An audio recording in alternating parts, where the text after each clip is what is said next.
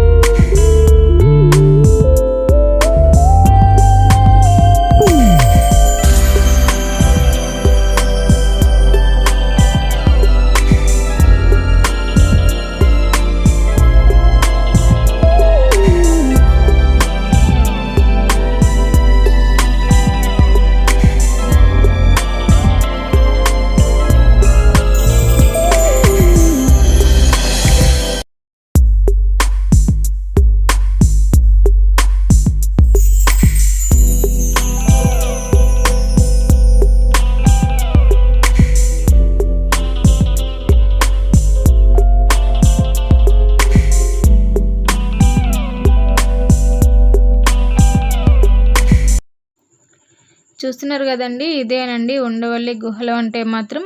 మనకైతే ఉండవల్లి అంటే అందరికీ గుర్తొచ్చేవి అక్కడ ఉన్న గుహాలయాలు.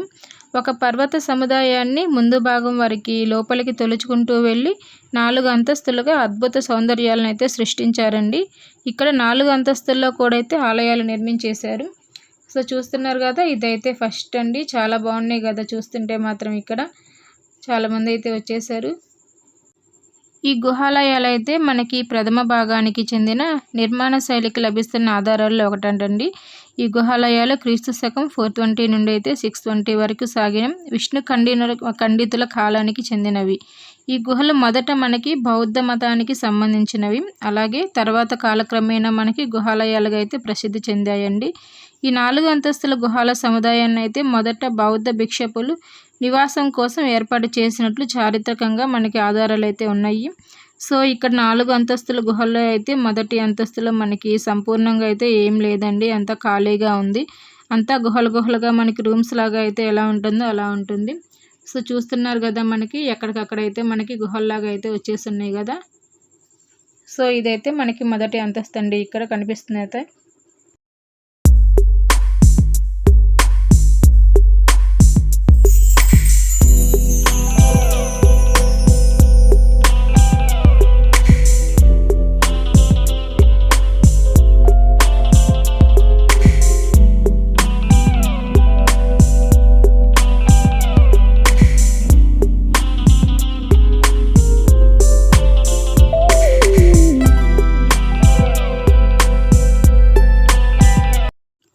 ఇదైతే మనకి సెకండ్ అంతస్తు అండి. రెండవదైతే ఇక్కడైతే మాత్రం మనకి త్రికూటాలమయం, అలాగే నరసింహస్వామి, విఘ్నేశ్వరుడు, దత్తాత్రేయ స్వామి, ఇంకా కొన్ని విగ్రహాలు అయితే గోడలకైతే చెక్కి ఉన్నాయి.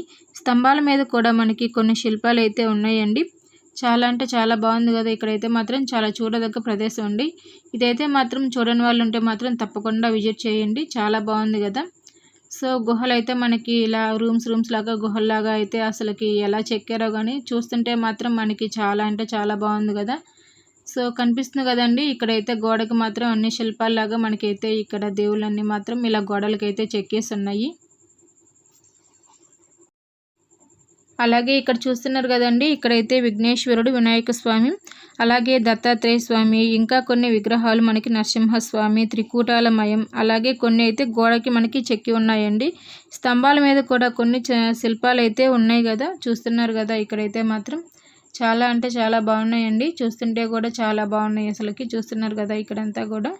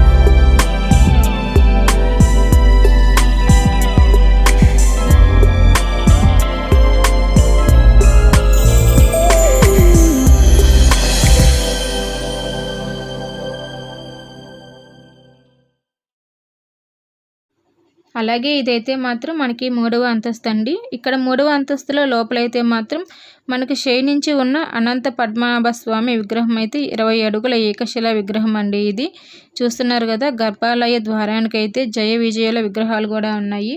చాలా అంటే చాలా బాగున్నాడు కదా విగ్రహం అయితే. కానీ చూడగానే ఒక్కసారిగా అయితే భయం వేసిందండి. 20 అడుగుల విగ్రహం అంటే మామూలుగా లేదు, అసలు భయంకరంగా ఉంది. సో అక్కడికక్కడే రాయిని చెక్కి ఇలా దేవుడిని అయితే ఇలా మలిచారండి. చాలా బాగున్నాడు దేవుడు అయితే మాత్రం.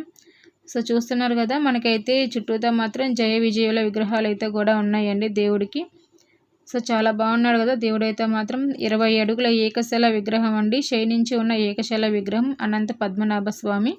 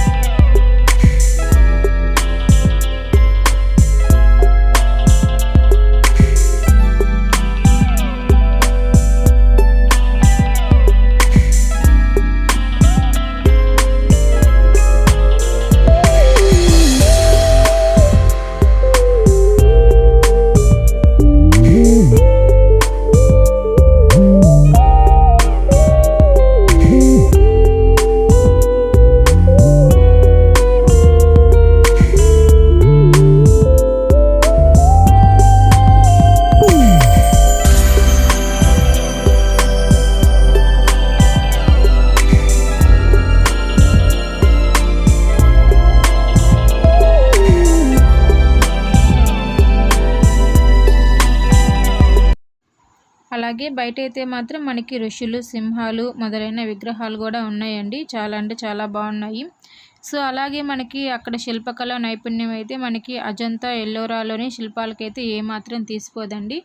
సో చాలా అంటే చాలా బాగున్నాయి. చూస్తున్నారు కదా, సింహాలు అలాగే మనకి ఋషుల విగ్రహాలు అయితే పైన మాత్రం చాలా బాగా కనిపిస్తున్నాయి. అలాగే ఇక్కడ నుంచి కిందకి వ్యూ మాత్రం చాలా బ్యూటిఫుల్గా ఉంటుందండి. చాలా బాగుంటుంది. చూస్తున్నారు కదా, చాలా అంటే చాలా బాగుంది. సో అలాగే ఇక్కడ గుహాలయాల నుండి అయితే మనకి కొండవీటి కోటకి అలాగే మంగళగిరి కొండకి అమ్మవారి విజయదుర్గమ్మ విజయవాడ ఆలయానికి అయితే రహస్య మార్గాలు అయితే ఉన్నాయని చెప్తుంటారు. సో పూర్వం అయితే ఈ మార్గాల ద్వారా మనకి రాజులైతే శత్రువులను తెలియకుండా తమ సైన్యాన్ని అయితే తరలించేవారంటండి.